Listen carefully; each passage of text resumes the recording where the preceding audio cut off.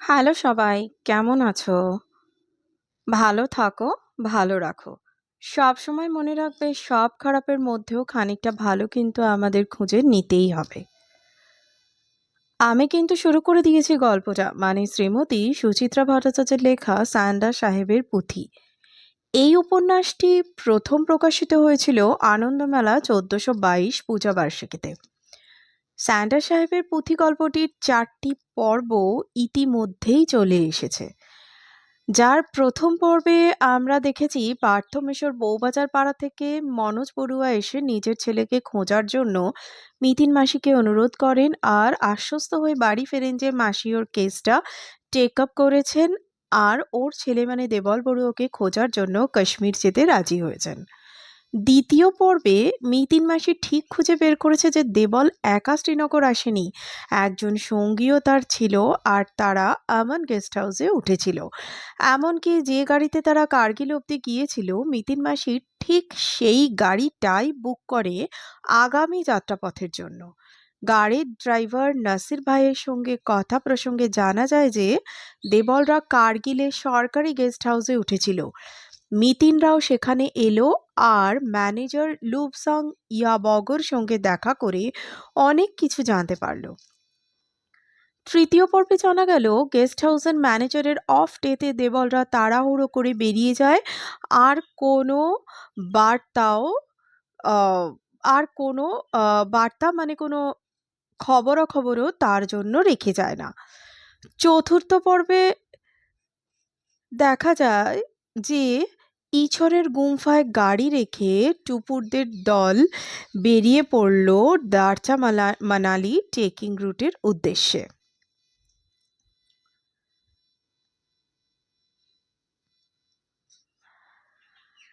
Boom boom চলেছে খচ্চরের পিঠে, যেটা নাসির ভাই কোথা থেকে যেন ভাড়া করে নিয়ে এসেছিল। গল্পের পরবর্তী অংশ শোনার আগে একবার পূর্ববর্তী অংশগুলি শুনে নিলে বুঝতেও সুবিধে হবে আর ইন্টারেস্টিংও লাগবে। পরবর্তী পর্ব শুরু করার আগে একটু জানিয়ে দিই যে এটি একটি সম্পূর্ণ উপন্যাস, যেখানে রয়েছে টানটান উত্তেজনার সঙ্গে একটি দুর্ধর্ষ অভিযান আর রয়েছে লাদাখের অপরূপ সৌন্দর্যের বর্ণনা। যারা লাদাখের রাজধানী লে না গিয়ে জাস্কার ভ্যালি গিয়েছো ফুকতাল মনাস্ট্রি দর্শন করতে, তাদের স্মৃতি তরতাজা হয়ে উঠবে, আর যারা যাওনি তাদের যাবার ইচ্ছেটা হাজার গুণ বেড়ে যাবে। আমাকে একটু কমেন্ট করে জানিও না গল্পগুলো কেমন লাগছে। ভালো লাগলে অবশ্যই লাইক, শেয়ার ও সাবস্ক্রাইব করে দিও। আচ্ছা, আগের গল্পগুলির লিংক নিচে ডেসক্রিপশন বক্সে দিয়ে দিলাম, সময় করে অবশ্যই শুনে নিও।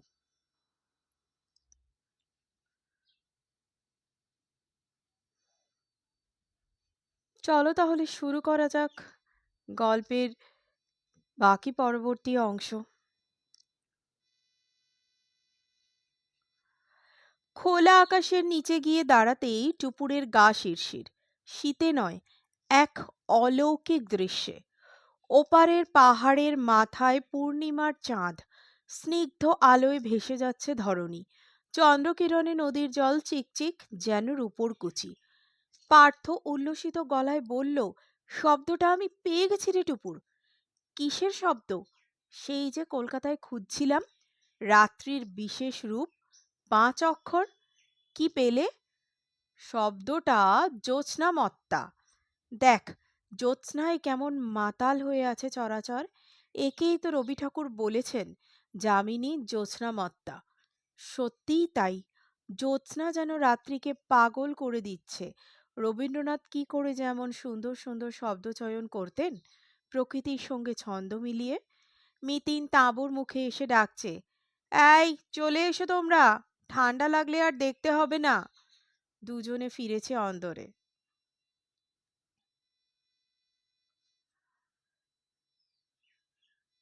পার্থ ঠাট্টা জুড়ল, টিকটিকি দেবী কি আগামীকালের পরিকল্পনা বাঁধছিলেন? হুম, কাল তো বিস্তর হাঁটা, রোড নিশ্চয়ই আরো টাফ হবে। আমাদের দুর্ভাগ্য। হাত উল্টালো পার্থ। এই রাস্তায় আসার কি দরকার ছিল তোমার দেবল বড়ুয়ার? তুমি তো আবার কায়দা মেরে বলছিলে সে এমন কিছু সন্ধানে এসেছে যা সোনাদানার চেয়েও দামি। হ্যাঁ তো, সেটা কি আন্দাজ করতে পারলে কিছু? এখন অনেকটাই নিশ্চিত। স্যান্ডার সোমা দ্য কোরস ওরেফ কোরসি সোমা স্যান্ডারের পুঁথি নির্দেশিত কোনো এক মহাগ্রন্থের খোঁজে। এই ভজকট নামটি কোত্থেকে পেলে? তিনি এক মহাপণ্ডিত, তিব্বতীরা যার নাম দিয়েছিল ফাইগ্লিন গি গ্রুয়াপা, অর্থাৎ বিদেশি ছাত্র। সঙ্গে একটা উপাধিও ছিল বোসাৎসু, মানে বোধিসত্ত্ব। বৌদ্ধদের জগতে এটাই সর্বোচ্চ সম্মান। তার মৃত্যুর ৯০ বছর পরে জাপানিরাও তাকে হাঙ্গেরিয়ান বোধিসত্ত্ব নামে সম্মান জানায়। দেবলের খোঁজ পেল কোত্থেকে? মনোজ বড়ুয়ার ঊর্ধ্বতন অষ্টম পুরুষ হেমকান্ত এই সাহেবের সঙ্গেই তিব্বতী বৌদ্ধ ধর্ম নিয়ে গবেষণা করতেন। মনোজবাবুর বাড়িতে যে পুঁথিটি পাওয়া গিয়েছে, ইনি তাঁর রচয়িতা। এই সাহেব যে সেই সাহেব কি করে বুঝলে? মনোজবাবু তো নামটা বলতে পারেননি। আজকের দিনে এটা কি খুব কঠিন? ইন্টারনেট খুলে উইকিপিডিয়া ঘাঁটলেই তো অনেক তথ্য মেলে। সেখান থেকে মাথা খাটিয়ে দরকারিটুকু খুঁজে নিতে হয়। বুমবুমকে ভালো করে কম্বলে ঢেকে দিল মিতিন। সোজা হয়ে বলল, মনোজবাবু যে হেমকান্তর কথা বলেছেন, তিনি প্রায় ২০০ বছর আগের লোক। উইকিপিডিয়া অনুযায়ী মোটামুটি ওই সময়েই কলকাতায় এসেছিলেন হাঙ্গেরিয়ান সাহেবটি। তখন আমাদের এশিয়াটিক সোসাইটির নাম ছিল রয়্যাল এশিয়াটিক সোসাইটি। সাহেব যে শুধু সেখানে গবেষণা করতেন তাই নয়, পাক্কা ৪ বছর সোসাইটির লাইব্রেরিয়ানও ছিলেন। কলকাতা থেকেও একবার তিব্বতে যাওয়ার প্ল্যান ছিল তাঁর। তবে ডুয়ার্সে তাঁর ম্যালেরিয়া হয়, মারা যান দার্জিলিংয়ে। বেশ কয়েকটি ভারতীয় ভাষা শিখেছিলেন সাহেব, তার মধ্যে বাংলাও ছিল।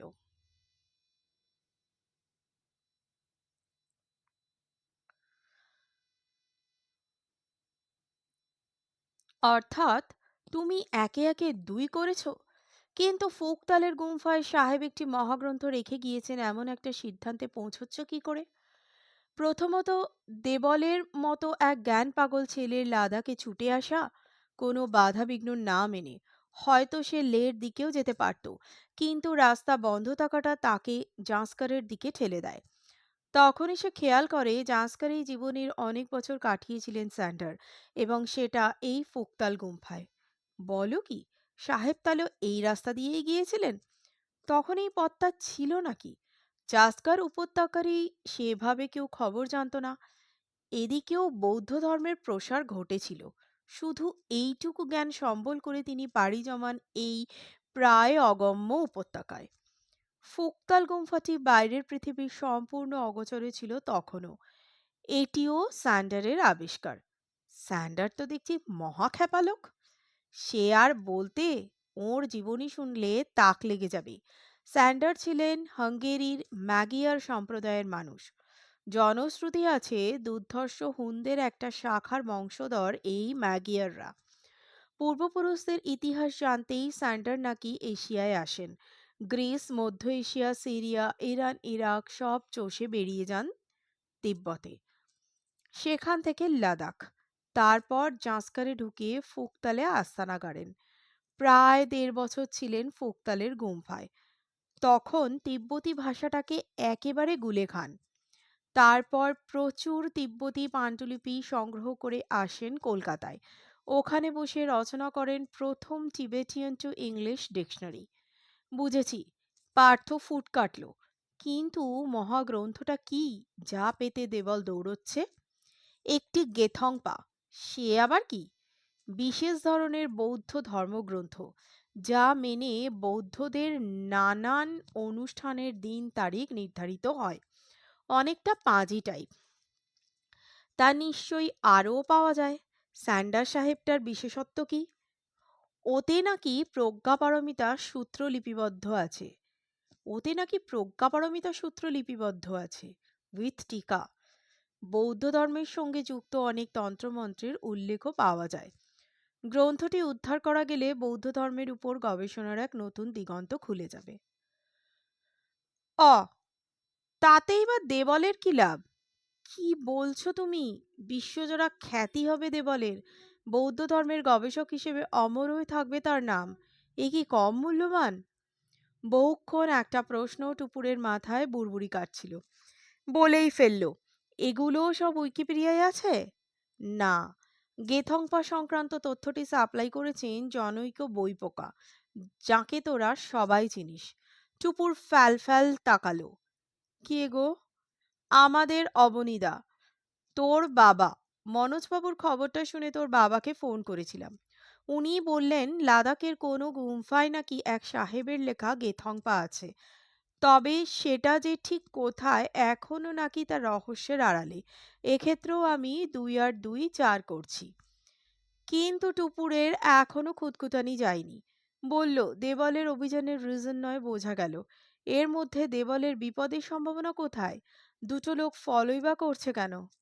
ওরে, গেথং পার্টি উদ্ধার হলে তার বাজার মূল্য কি হবে ভাবতে পারিস? দাম তো হবেই, ২-৪ লাখ তো বটেই। পুরো গোল্লাপেলি।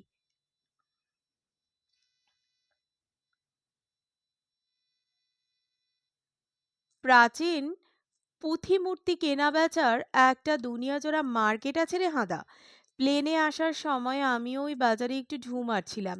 সেখানে এখনই ওই পুঁথি নিয়ে দামাদামি শুরু হয়ে গিয়েছে। সম্ভাব্য মূল্য দেখলাম ১,৩০,০০,০০০। এহ! পার্থর স্বর ঠিকরে বেরোলো। ওই লোভেই কি দুজন পিছু নিয়েছে?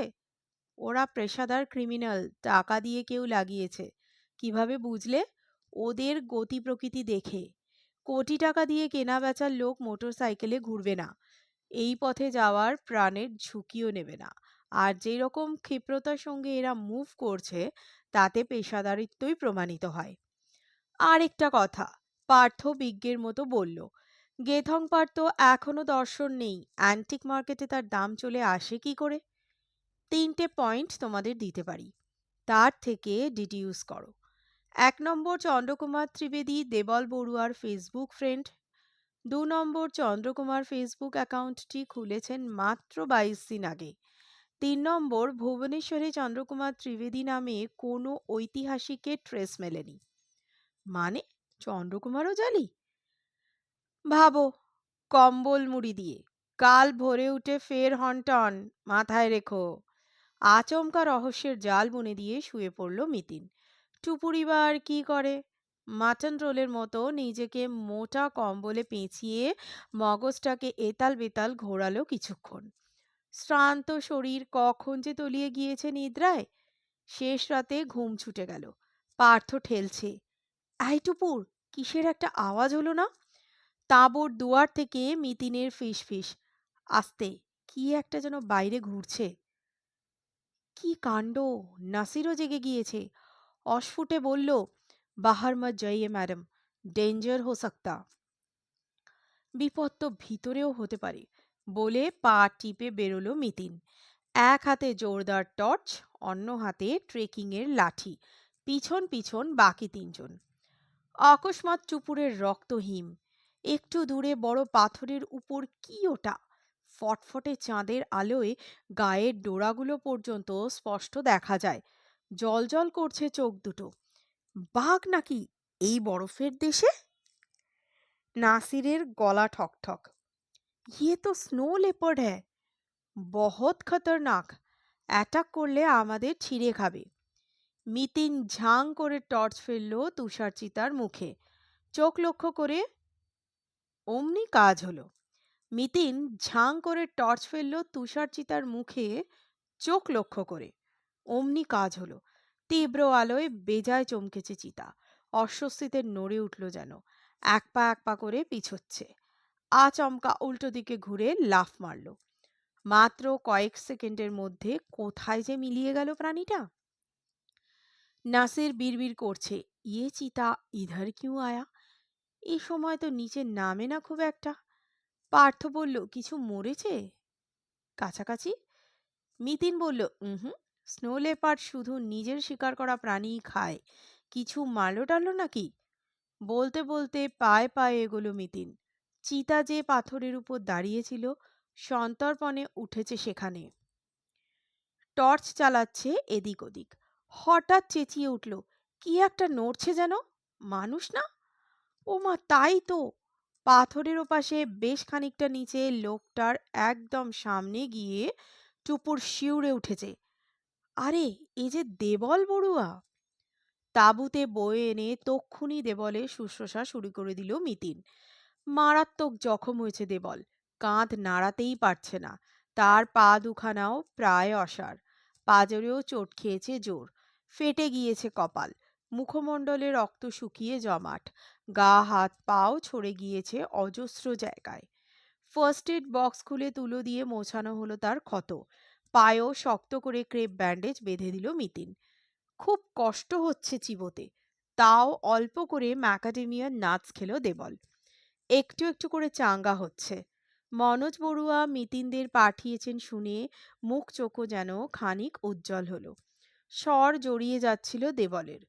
তবু দুর্বল গলায় যেটুকু বলল রীতিমতো ভয় পাইয়ে দেওয়ার মতো। ইছরে পৌঁছে নাকি আচমকা অসুস্থ হয়ে পড়েছিলেন চন্দ্রকুমার।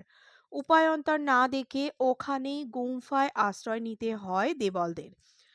দুরাত সেখানে কাটানোর পর যখন রওনা দিচ্ছে দুজন লোকের সঙ্গে দেখা হয় ইছরে। দেবলরা ফুকতাল যাবে শুনে তারাও সঙ্গী হতে চায়। প্রস্তাবটা নাকি মোটেই পছন্দ হয়নি চন্দ্রকুমারের। খারিজ করে দেন তৎক্ষণাৎ। লোক দুটো অমনি তর্ক জুড়ে দেয়, ভয় দেখাতে লাগে। চন্দ্রকুমার তো রেগে কাঁই। তার সঙ্গে ওই দুজনের হাতাহাতি বাঁধার উপক্রম। অতি কষ্টে দেবলই ঝগড়া থামায়। তখনই খুইয়েছে নিজের মানিব্যাগ। খেয়াল হয়েছে অনেক পরে চারজনেই তখন ফুকতালের পথে। ফিরে গিয়ে ব্যাগ খুঁজবে ভাবছে, আবার চন্দ্রকুমারের শরীর গড়বড়। এই নদীর পাড়েই তারা তাঁবু খাটিয়েছিল, একটি বাড়তি দিন রয়ে গেল সেখানে। দ্বিতীয় রাতে হঠাৎ সেই দুই মক্কেল চড়াও হলো দেবলদের উপর। কাঠের বাক্সে রাখা পুঁথিখানা তাদের চাই। তাদের হাতে খোলা রিভলভার দেখে চন্দ্রকুমার পর্যন্ত ভয় ঠকঠক। অগত্যা যে পুঁথিখানা সে যক্ষের মতো আগলে আগলে চলছিল, চন্দ্রকুমারকেও যা সে দেখায়নি ছেড়ে দিতে হলো লোক দুটোকে। তারপরে যা ঘটল, পরদিন সকাল হতে না হতেই লোক দুটো তাকে ঠেলে দিল পাহাড় থেকে। একেবারে নদীর কিনারে গিয়ে পড়েছিল দেবল। প্রায় একদিন জ্ঞান ছিল না। চেতনা ফেরার পর কোনো রকমে ঘষ্টে ঘষ্টে ফেরার চেষ্টা করছিল পাহাড়ি রাস্তাটায়। মাঝে মাঝেই তো লোকজন যাতায়াত করে পথ দিয়ে, যদি তারা রক্ষা করে দেবলকে। তাতেও তো বিপত্তি। বাঘগোছের কোনো একটা প্রাণী খানিক আগে দেবলের কাছে এসেছিল, কি জানি তাকে শুঁকেই চলে গেল। শুনতে শুনতে টুপুরের গায়ে কাঁটা দিচ্ছিল। পার্থ বলে উঠল, বোধহয় আমাদের উপস্থিতি টের পেয়েছিল লেপার্ডটা, আর আমিও এই বিজন বিবিয়ে প্রাণে বেঁচে গেলাম। কিন্তু চন্দ্রকুমার? মিতিনের প্রশ্ন। তিনি গেলেন কোথায়? লোক দুটো যা সাংঘাতিক, তাকেও হয়তো কোথাও ফেলে দিয়েছে। হয়তো তিনি মরেই গিয়েছেন। হুম, তা আপনার সব পরিশ্রম তো ব্যর্থ হয়ে গেল। দেবলের দাড়ি ভরা মুখখানা করুণ পলকে। চোখের কোল চিকচিক করছে। ভুল তো আপনার। পার্থ গজগজ করছে। একা এলে পারতেন, সঙ্গে চন্দ্রকুমারকে আনার কি প্রয়োজন ছিল? দেবল ধরা গলায় বলল, অল্প কয়েকদিনের আলাপে উনিই তো যেচে আসতে চাইলেন। আমিও দেখলাম পুঁথিখানা আমার কাছে রাখা সেফ নয়। কেন? কাগজে খবরটা বেরোনোর পর থেকেই নানান খারাপ খারাপ প্রস্তাব আসছিল যে, ফোনে ইমেলে কেউ 10 লাখ টাকা দিতে চাইছে, কেউ অফার করছে 20 লাখ। তা সামান্য কিছু প্রাপ্তির লোভে তো স্যান্ডার কোরসির ওই পুঁথি বেচতে পারি না। চন্দ্রকুমারের প্রস্তাব পেয়ে আমি তাই দেরি করিনি। অচেনা জায়গায় যাব, একজন উৎসাহী সঙ্গী মিলেছে, উনিই টিকিট কেটে ডাকলেন। অমনি বাড়িতে না জানিয়ে চলে এলেন। পার্থর গলায় এবার অভিভাবকের সুর। বাবা মাকে টেনশনে ফেলে? উপায় ছিল না। চন্দ্রকুমার যে অভিযানের কথাটা সম্পূর্ণ গোপন রাখতে অনুরোধ করেছিলেন, ফিরে গিয়ে সবাইকে নাকি উনি চমকে দেবেন। দেবলের মুখখানা করুণ দেখালো। আমার স্বপ্ন পূরণ হলো না। ফুকতালের আগেই বেহাত হয়ে গেল ওই পুঁথি। আশা ছাড়বেন না, আমি তো আছি। অনেকক্ষণ পর মিতিনের গলা শোনা গেল। বাইরে সকাল ফুটছে, সেদিকে তাকিয়ে বলল, সবার আগে জানা দরকার আপনি এখন কেমন ফিল করছেন। যেতে পারবেন ফুকতালে? গিয়ে আর লাভ আছে কোনো? ওরা হয়তো। ওদের কথা ছাড়ুন, আপনি কি করবেন সেটাই বলুন। কুনুইয়ে ভর দিয়ে ওঠার চেষ্টা করল দেবল। উহ করে উঠল যন্ত্রণায়। কাতর গলায় বলল, শরীর কি চলবে? ক্ষণেক চিন্তা করে মিতিন ডাকলো নাসিরকে। বলল, দেবল বাবুকে কি আমাদের খচ্চরের পিঠে বসিয়ে দেওয়া যাবে আমার ছেলের সঙ্গে? নাসির কাঁধ ঝাঁকালো। জরুর, এমনভাবে রস্সি বেঁধে দেব বিনা তকলিফে দেওয়ালজি পৌঁছে যাবেন। বেচারা প্রাণীটা এত লোড টানতে পারবে তো এই পাহাড়ি রাস্তায়? আরামসে। এটাই তো ওর কাজ ম্যাডামজি, রুটি রুজি। ব্যাস, সমাধান হয়ে গেল। বাধা ছাদা সেরে ১ ঘন্টার মধ্যে রওনা। পাহাড়ি বাহনটিকে লাগাম ধরে সামলে সামলে নিয়ে চলেছে নাসির। আজকের রাস্তা আরও বিঘ্নসংকুল, চড়াই উতরাই আরও বেশি। তবু যেন কালকের মতো কষ্ট হচ্ছে না। নদীর ওপারে পাহাড়ের গায়ে কত যে কারুকার্য, নয়ন মেলে দেখতে দেখতে ক্লান্তি যেন উবে যাচ্ছে। শুধু একটা বিচিত্র জায়গায় এসে হাড়ে কাঁপুনি লেগে গেল হঠাৎ। এক পাহাড় ছেড়ে আরেক পাহাড়ে উঠছিল টুপুররা। মধ্যিখানে পাথুরে পাঁচিলের নিচে সকাল ১০টায় কি যে ঘন অন্ধকার! ঠিক সেখানেই উপর থেকে ভীম বেগে নেমে আসছে হিমবাহ গলা জল। বিপুল গর্জন তুলে ঝাঁপিয়ে পড়ছে সরাপে। একটা ছোট্ট কাঠের ব্রিজ ধরে পেরোতে হলো ধারা। পায়ের চাপে মরমর করছে দুর্বল পাটাতন। ওই আধার জলের হুংকার দুলন্ত সাঁকো কেন যেন খচ্চরটি আচমকা ছটফট করছে। ওই আধার জলের হুংকার দুলন্ত সাঁকো কেন যেন খচ্চরটিও আচমকা ছটফট করছে। সব মিলিয়ে এক করাল আতঙ্কের পরিবেশ। আশ্চর্য, কয়েক মিনিট পরে যেই নীল আকাশের দর্শন মিলল, আবার সবকিছু একদম স্বাভাবিক। হুশ করে পালিয়ে গেল আকস্মিক ভয়ডর। পথে একটা গ্রামও মিলেছে। মাত্র ৮-১০ ঘর মানুষের বাস। লোকগুলো ভারী ভালো। টুপুর যেই না বলছে জুললে, অমনি সবাই মিলে কোরাসে ধ্বনি তুলছে, জুললে জুললে। বুম বুমকে দেখে তারা কি খুশি! পাহাড়ি বৌমেয়েরা তাকে আদর করছে খুব। বুম বুমের সুবাদে না চাইতেই খাবার মিলল। গরম গরম সেদ্ধ চটজলদি নুডলস যেন অমৃত হয়ে গলা দিয়ে নামছে। এই প্রায় নির্জন জনপদেও ছোট্ট একটা স্কুল। পাহাড়ি পথ ভেঙে দূর দূর গাঁ থেকে পড়তে এসেছে জনা ১৫-২০ বাচ্চা। দেখে তো টুপুর অভিভূত। আহারে, এরা তো এই দেশেরই ছেলেমেয়ে। অথচ কত কষ্ট করে যে এদের লেখাপড়া শিখতে হয়। সরাপ নদী আগাগোড়াই চলছে টুপুরদের পাশে পাশে। নদীর ওপারে পটে আঁকা ছবির মতো গ্রাম। মাঠে ঘাটে চাষও হচ্ছে। এখনই গ্রামের মাটি গাঢ় সবুজ। লাল পাহাড়ের মাঝে ওই সবুজটুকু কি যে মধুর লাগে! ৪টে নাগাদ থামল টুপুররা। বাঁয়ে একটা পক্ত লোহার সেতু। সেখানে আরেকটা নদী এসে মিলেছে সরাপের সঙ্গে। মিতিন বলল, এটাই তো পূর্ণে ব্রিজ। সোজা রাস্তাটা চলে গিয়েছে দারচায়। নাসির সায় দিল, হ্যাঁ ম্যাডামজি, এবার বাঁয়ে যেতে হবে ব্রিজের ওপারে। বেশি দূর এগোতে হলো না। ব্রিজের একটু পরেই লোকালয়। এদিকের আর ৫টা গ্রামের চেয়ে চেহারা অনেকটা আলাদা। পাকা দোতলা বাড়ি আছে, ঘরদোরও বেশি। এমনকি একটা রেস্তোরাঁও মজুত। বড় সাইনবোর্ড ঝুলছে, প্যারাডাইস ক্যাফে। নিচে লেখা, welcome to Lungnak valley, land of Buddha. বেরিয়ে এসেছেন এক মহিলা, হাত জোর করে আমন্ত্রণ জানাচ্ছেন। তার সঙ্গে কথা বলে পার্থ দারুণ খুশি। এখানে ফার্নিশড ঘর মিলবে কোমর সমেত। পিছনেই আছে রুমগুলো। ঝটিতি বুক করে এলো ৩খানা রুম। আজ রাতটা সে একটু হাত পা ছড়িয়ে থাকতে চায়। সারাদিন খচ্চরের পিঠে ঠায় বসা দেবল খুবই কাহিল। নাসির আর মিতিন মিলে তাকে ধরাধরি করে নামালো। বুমবুমও আবার অবতরণের সুযোগ পেয়ে মহা আহ্লাদিত। ঘুরে ঘুরে দেখছে রেস্তোরাঁ। অতি সাধারণ বন্দোবস্ত, প্লাস্টিকের টেবিল চেয়ার আছে কয়েকখানা। দেবলকে এনে বসানো হলো চেয়ারে। খানা বলতে আছে রুটি আর রাজমা, তবে বানাতে সময় লাগবে। এক্ষুনি মিলবে শুধু চটজলদি নুডলস। এই খাদ্যটি পাহাড়ে সবচেয়ে বেশি চালু। পার্থ, বুমবুম আর নাসির এক টেবিলে, বাকিরা পাশেরটায়। সুরুত সুরুত নুডলস গিলতে গিলতে মিতিনে কথা বলছিল মহিলার সঙ্গে। হিন্দি ইংরেজির মাঝে একটা দুটো স্থানীয় শব্দ মিশিয়ে। কাজে লাগতে পারে ভেবে কলকাতা থেকে বেরোনোর সময় নাকি শিখে এসেছে মিতিন। মহিলাই বললেন, এখানে নাকি দারচা মানালি রুটের ট্রেকাররা ১২ মাস ভিড় জমায়। বিদেশিদের আনাগোনাও লেগে থাকে বছরভর। কেউ সামনের মাঠে তাঁবু খাটায়, কেউ বা ওঠে হোটেল রুমে। তবে এখন তেমন কেউ নেই। শুধু ৩ জন এসেছে পরশু। তারা ২ খানা রুম নিয়েছে বটে, কিন্তু গতকাল সকালে সেই যে ২-২.৫ ঘন্টার পথ ফুকতাল দেখতে বেরোলো, এখনো ফেরেনি। চন্দ্রকুমারের বাকি ২ জন সবাই একদলে? টুপুর বেশ অবাক হয়েছে। ওরা না ইছরে ঝগড়া করেছিল? তারপরেও তো নাকি স্রেফ নাটক। দেবলের কনফিডেন্সে থাকার তাল।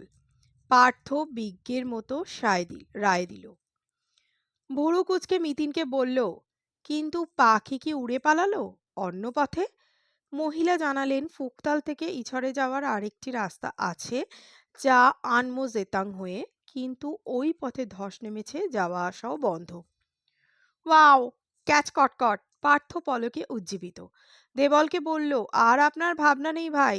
স্যান্ডার সাহেবের বইটাও রক্ষা পেয়ে গেল। দেবলের দু চোখে আলো জ্বলে উঠল।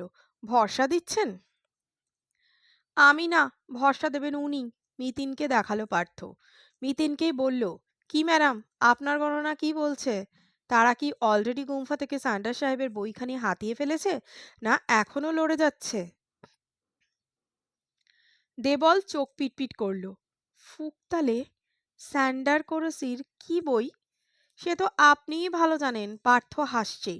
ওই যে গেতংপা না কি যেন নাম, ফুকতাল গুম্ফায় বসে নাকি রচনা করেছিলেন স্যান্ডার সাহেব। ও তো একটা আদ্যিকেলে মিথ। ওরকম কোনো বই তো সত্যিই নেই। মানে? পার্থ প্রায় পড়ে যাচ্ছিল চেয়ার থেকে। কোনো মতে সামলেছে। বিস্ফোরিত চোখে বলল, তাহলে আপনি ফুকতালে যাচ্ছিলেন কেন? একবার পার্থকে দেখল দেবল, একবার মিতিনকে। তারপর ঢোক গিলে বলল, যে পুঁথিটি আমার কাছে ছিল ওটি বাংলা ভাষায় রচিত একমাত্র গেতংপা। আমি যাচ্ছিলাম পুঁথিখানি ফুকতালে রেখে আসতে। বলেন কি? কেন? স্যান্ডার করসি ওই নির্দেশই যে লিখে গিয়েছেন স্বহস্তে। পুঁথিটি যেন রক্ষিত হয় নদী পাড়ের সেই অনাদি প্রাচীন গুহাগুম্ফায়, যার প্রতিষ্ঠা করেছেন লামা জংখাপার শিষ্য গেলুপা বৌদ্ধ শ্রমণ গাংসেম সেরাপ জাংপো, যেখানে বসে সাধনা করেছেন মহাগুরু পদ্মসম্ভব। সমস্ত শর্ত মেনে ওই পুঁথিতে আঁকা দিক নির্দেশ মিলিয়ে তবে না মহান ফোকতাল গুম্ফার সন্ধান মিলেছিল। ও, ফুকতাল গুম্ফায় তাহলে কিছুই লুকোনো নেই? আমার পড়াশোনা তো তাই বলছে। অবশ্য গুম্ফাটি দর্শনীয়, গেলুপা বৌদ্ধদের খুব পবিত্র স্থানও বটে। পার্থ হঠাৎ হা হা হেসে উঠল। হাসি তার আর থামছেই না। টুপুরেরও পেটে বুড়বুড়ি কাটছিল। এত সামান্য কারণে এমন একটা অভিযান ভাবা যায়? দিল্লি থেকে যারা এসেছে কি ঠকানটাই না ঠকলো তারা। এখন হয়তো দুজনে, থুড়ি ৩ জনে ফুকতালে বসে কপাল চাপড়াচ্ছে। মিতিন হঠাৎ প্রশ্ন করল, তা আপনার আসার উদ্দেশ্য নিশ্চয়ই চন্দ্রকুমারকে বলেননি? এড়িয়ে গিয়েছি, জানলে তিনি আসতেন নাকি? কি বলেছিলেন তাকে? সত্য মিথ্যের মাঝামাঝি বিশেষ একটা কারণেই স্যান্ডার সাহেবের পুঁথিখানি অনুসরণ করে লাদাখের একটি গুম্ফায় যেতে হবে। হুম। মিতিন কয়েক সেকেন্ড টরে টক্কা বাজালো টেবিলে।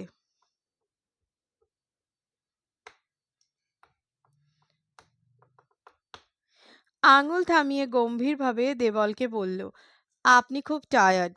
ঘরে গিয়ে শুয়ে পড়ুন। আজ আর একদম বেরোবেন না। নাসির ভাই, আপনিও ওর কাছে থাকুন প্লিজ। দেবল মিনমিনে গলায় বলল, আমি কিন্তু এখন অনেকটা বেটার। আহ, যা বলছি করুন। অনেক গোল পাকিয়েছেন।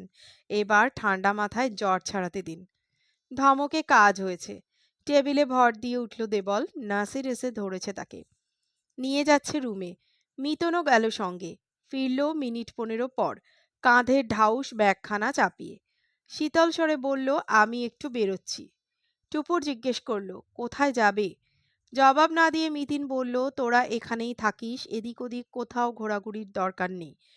পার্থ অপ্রসন্ন মুখে বলল, যদি চন্দ্রকুমার আর ওই লোক দুটো চলে আসে তাদের সঙ্গে আলাপ জমাবো কি, না এখানেই গ্যাঁট হয়ে বসে থাকবো? পার্থকে দেখে নিয়ে মিতিন বলল, রাতে না ফিরলে চিন্তা করো না, সকালে ফুকতাল রওনা দিও। হনহনিয়ে হাঁটা দিল মিতিন। ২ মিনিটে গ্রাম ছাড়িয়ে দৃষ্টিসীমার বাইরে। টুপুর আর পার্থ হতবুদ্ধি, বুমবুমও ভ্যাবাচাকা। কারোর কিছু করার নেই, বসে বসে সময় কাটাও। হাঁ করে আকাশ দেখছে টুপুর। একসঙ্গে ৩-৪ রকমের নীল ছড়িয়ে আছে আকাশময়। হঠাৎ নীলের মাঝেই সাদা বিন্দু। আস্তে আস্তে বড় হচ্ছে বিন্দুটা।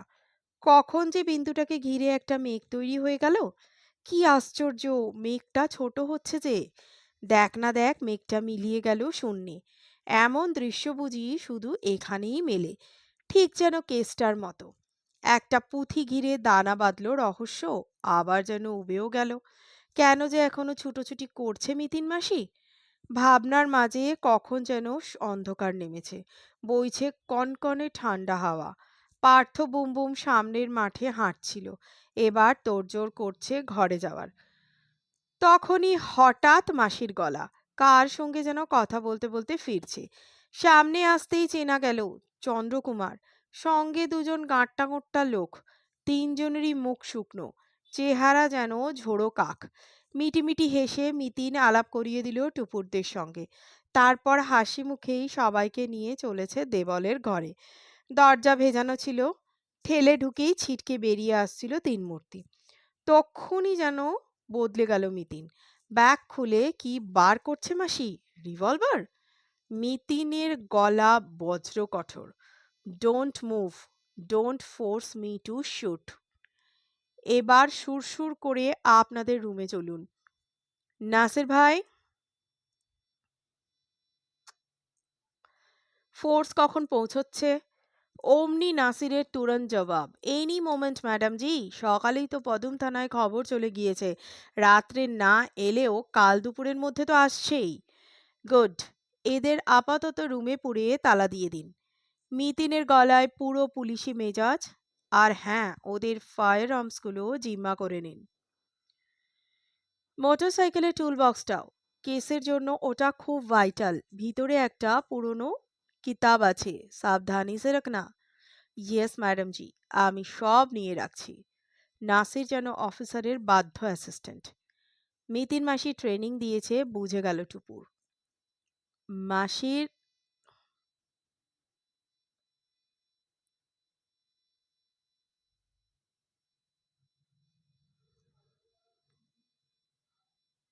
মাসের আকস্মিক ভোল বদলে তিন মূর্তি কিন্তু বেজায় নার্ভাস।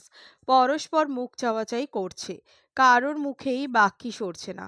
মিতিন এবার চন্দ্রকুমারের দিকে ফিরেছে। এক পা করে একদম সামনে গিয়ে হিমেল স্বরে বলল, মিস্টার ত্রিবেদী, আশা করি দরজা জানালা ভেঙে পালানোর ছেলেমানুষি করবেন না। আপনাদের জেনে রাখা ভালো, ইছরে রেখে আসা মোটরসাইকেলটিও এখন পুলিশের হেফাজতে। এবার কথা ফুটেছে চন্দ্রকুমারের। মিনমিন করে বললেন, আমি তো কিছুই বুঝতে পারছি না। আমাদের অপরাধটা কি? কতগুলো বলবো? মিথ্যা পরিচয় দিয়ে দেবল বড়ুয়ার বিশ্বাস অর্জন, একটি ধর্মীয় স্থান থেকে মূল্যবান পুঁথি চুরির চক্রান্ত, একটি নিরীহ যুবককে হত্যার ষড়যন্ত্র।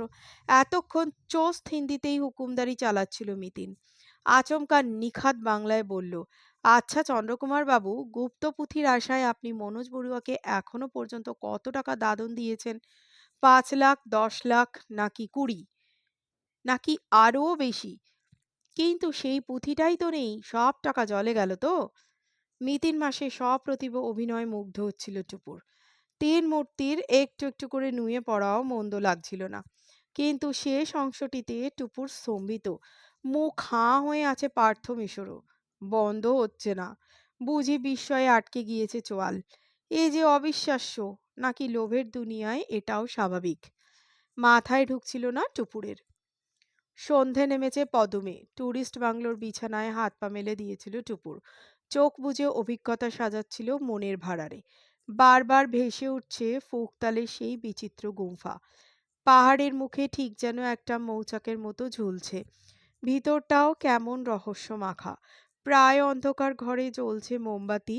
মঙ্গোলিয়ান ছাঁদের বুদ্ধ মূর্তির সামনে বসে নিমিলিত চোখে ধ্যান করছেন হলুদ চুপির লামারা। অদ্ভুত একটা ঘি পোড়া গন্ধ আসছে কোথা থেকে। গম্ভীর একটা ধ্বনি ভাসছে বাতাসে। কত যে ছোট ছোট কুঠুরি গুম্ফায় আলো বাতাসীন ওইসব ঘরগুলোতেই কি প্রসন্ন মুখে বাস করছেন বৌদ্ধ সন্ন্যাসীর দল।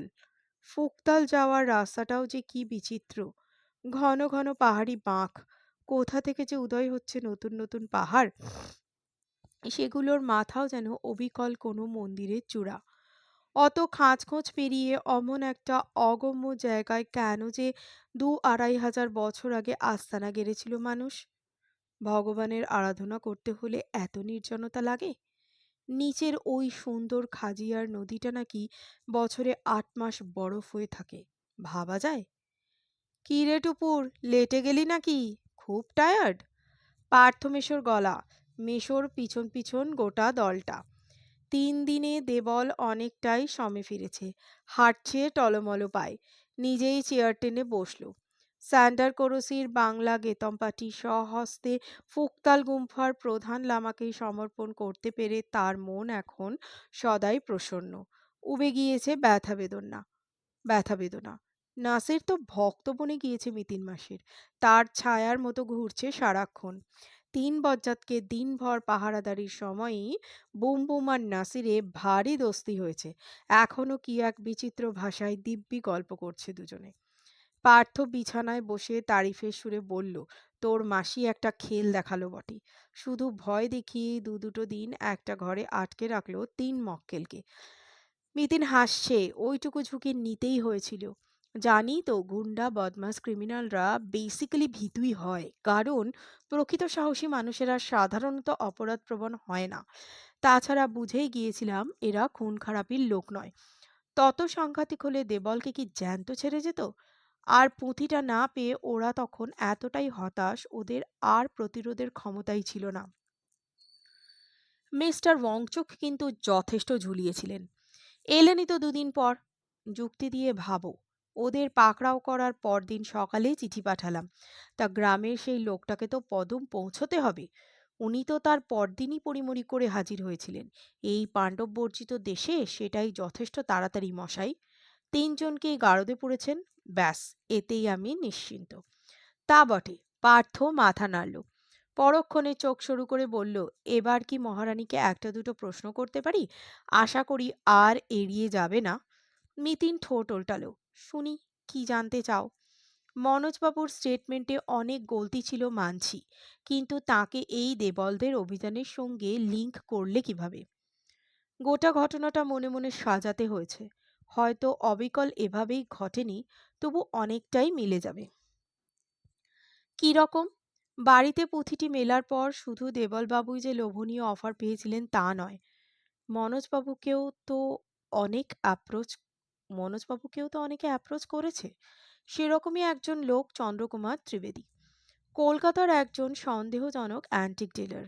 আন্তর্জাতিক বাজারেও যাঁর কিঞ্চিত পরিচিতি আছে।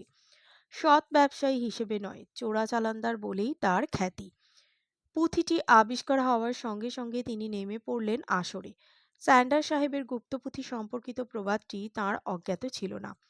পুঁথিটির বাজার দরও যাচাই করে নিলেন। তারপর ঐতিহাসিকের মিথ্যে পরিচয়ে ভালো মানুষ ছেলেটার সঙ্গে মিতালি পাতালেন ফেসবুকে। দেবলের কাছে ভাষা ভাষা কিছু তথ্য পেয়ে তিনি এবার গোপনে যোগাযোগ করলেন তাঁর বাবার সঙ্গে। তাঁকে মোটা একটা অগ্রিম দিয়ে গুপ্ত পুঁথিটির মালিকানার ব্যাপারে নিশ্চিন্ত হলেও তা ছিল মোটামুটি। কিন্তু তার জন্য ছেলেটিকে তো নিয়ে যেতে হবে সেই গুম্ফায়। মনোজবাবুই তখন ব্যবস্থা করলেন দেবলকে পাঠানোর। চন্দ্রকুমারের নাম করে প্লেনের টিকিটও এসে গেল দেবলের হাতে। দেবল নীরবে শুনছিল, মৃদুস্বরে বলল, আমি কিন্তু এসব কিছু জানতাম না। বিশ্বাস করুন, টিকিটও ছিল চন্দ্রকুমার বাবুর কাছে। দমদম এয়ারপোর্টেই ওর সঙ্গে আমার প্রথম দেখা। চুপুর বলল, ও, তুমি বলছো ছেলের জন্য মনোজবাবুর দুশ্চিন্তা ধাপ্পাবাজি? কিন্তু তোমাকে ২ লাখ টাকা দেওয়াটা তো হিসেবে মেলে না মিতিন মাসি। ভাবনাটা আরও ছড়া। নিতিন সামান্য আনমনা সুরে বলল, মনোজ ছেলেকে লুকিয়েই টাকা পয়সার ডিল করেছেন বটে, কিন্তু তিনি তো বাবা। চন্দ্রকুমারের সঙ্গে দেবলকে পাঠানোর পরই তার মনে হলো কাজটা হয়তো ঠিক হয়নি। যে লোক অবলীলায় কিছু না পেয়েই 10 লাখ টাকা হাতে গুঁজে দিয়ে যায়, সে তো টাকার জন্য তার ছেলেকে হাফিসও করে দিতে পারে। ছেলে চোখের আড়াল হওয়ার পর ভয়টা আরও বেড়ে গেল মনোজের। তাই না আমার কাছে দৌড়ে আসা? পার্থ তেরছা চোখে তাকালো।